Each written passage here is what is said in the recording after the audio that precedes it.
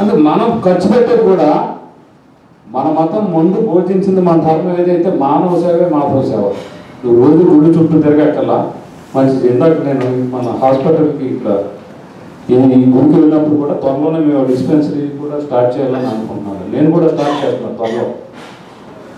అన్ని ప్రముఖ దేవాలయాల దగ్గర డిస్పెన్సరీస్. అంటే మానవ సేవ అని ఆలోచించినప్పుడు నువ్వు వీడికే చేస్తే ఎంతకాలం నువ్వు కొత్తని తీసుకోగలుగుతావు? ఎవడొచ్చినా చేయి. అక్కడ రాముడు ఫోటో పెడతా, వెంకటేశ్వర స్వామి ఫోటో పెడతా, వాడు ఇష్టమైతే వస్తాడు, తీసుకుంటాడు. మన స్కూల్లో చదివినా అంతే. ఈ రకమైన బ్రాడ్ కొంత ఆలోచించినప్పుడు అవతలని ఆకర్షించి మళ్ళీ మన దగ్గరికి ఎలా తెచ్చుకోవాలన్న దిశగా కూడా ఆలోచించవలసిన అవసరం ఉంది. మనం లిమిట్ చేసుకుని మన మధ్యనే ఇది ఉండిపోవాలంటే మనలోంచి చీలికి వస్తూ ఉంటుంది. అవతలని అట్రాక్ట్ చేయాలి. వాళ్ళ గ్రెగ్ వచ్చాడు, లేకపోతే ఇందాక మన ఇప్పుడు పేరు చెప్పారు దేవాలయం తులసి గ్యాపడ్డ.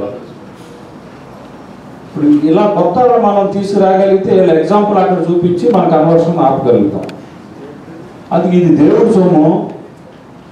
దేవుడి సొమ్ము మానవ సేవ కోసం కాకపోతే ఇంకేంటి? ఆ భూమిలో పూర్వం ఇచ్చిన వాళ్ళు దేనికోసం ఇచ్చారు? ఖచ్చితంగా సర్వీస్ యాక్టివిటీకి ఉపయోగించవలసిన అవసరం ఉంది. అందుకని ఆయన ఆస్తులు అమలు తినేమని కాదు, ఆ వచ్చిన డబ్బులో ఖచ్చితంగా మానవ సేవ చేయాలి. మానవ సేవ అనేది మన ధర్మం మనకు నేర్పింది కనుక ఆ విషయంలో మీ ఆలోచనే మీరు మార్చుకోండి. ఖచ్చితంగా చాలా మంచి భావం ఇది. తప్పనిసరిగా బయట నుంచి మనం ఎట్లా అట్రాక్ట్ చేయగలుగుతాం, మన దగ్గరికి కొత్తగా ఎంతమందిని తీసుకురావతాం అనే దిశగా మనం ఆలోచించవలసిన అవసరం ఉంది.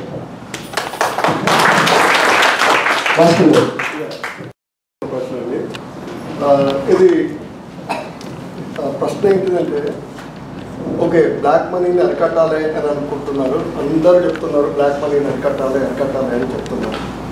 బట్ ఇది మనకు 500 రూపాయల నోట్లు, 100 రూపాయల నోట్లు, 1000 రూపాయల నోట్లు ఎందుకు మీరు బ్యాన్